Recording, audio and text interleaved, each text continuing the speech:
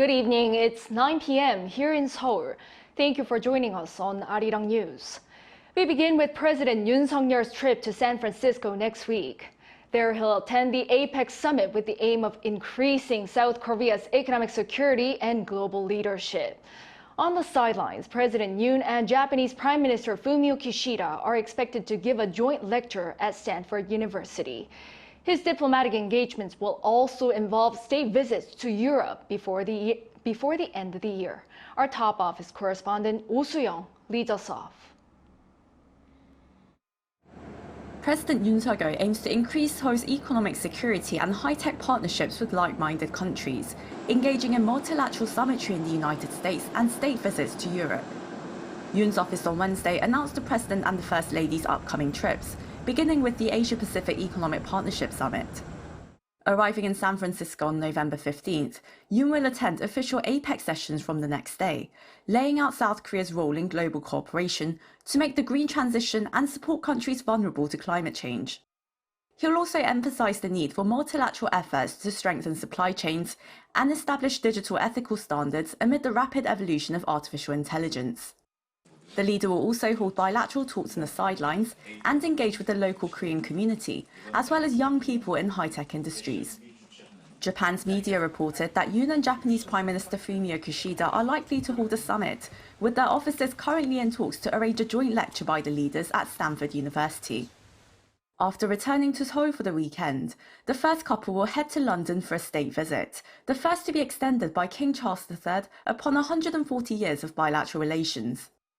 On November 21st, Yoon will attend official royal engagements, observing a guard of honour and a carriage progression to Buckingham Palace to meet King Charles at a welcoming ceremony and luncheon. The South Korean leader will then pay his respects to Korean War veterans and at the Tomb of the Unknown at Westminster Abbey before delivering a speech at Parliament to set out the future of bilateral ties.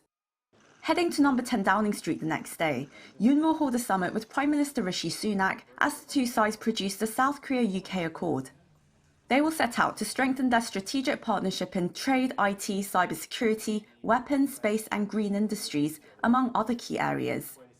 Crossing over the English Channel to Paris, Yoon will continue his appeal for South Korea's coastal city of Busan to host the 2030 World Expo ahead of the decisive vote by member countries later this month in the French capital. Marking his final overseas diplomacy of the year, Yoon will head to the Netherlands in mid-December, marking the first state visit to the country by a South Korean leader. During his two-day stay, he's expected to engage with the Dutch royal family, government at The Hague, as well as key businesses in high-tech areas. President Yoon's diplomatic streak comes against the backdrop of the growing US-China rivalry, the ongoing war in Ukraine and the Israel-Hamas conflict, making his multilateral engagements all the more crucial amid efforts for global and economic security as Seoul looks to act as a global pivotal state. The APEC summit will be a chance to strengthen South Korea's diplomacy as a responsible player in the global community, while the state visit to the UK aims to strengthen strategic cooperation, particularly with key friendly nations. President Yoon has assigned Seoul with the responsibility and role of contributing to world freedom, peace and prosperity whilst attending the NATO, ASEAN and G20 summits and the UN General Assembly earlier this year. Yoon has held over 140 summits so far this year, with at least 93 nations according to the top office. Oh Soo-young, Arirang News.